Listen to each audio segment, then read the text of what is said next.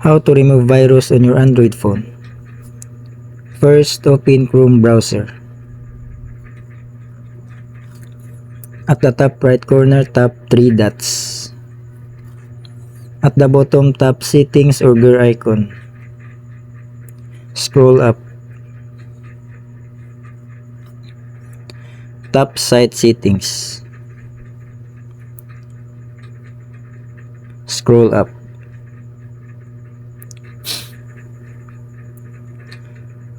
At the bottom, tap Data Stored.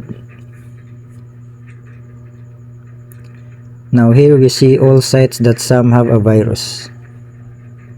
All you need to do to remove the virus is to delete all these sites. At the bottom, tap Delete All Data. Delete.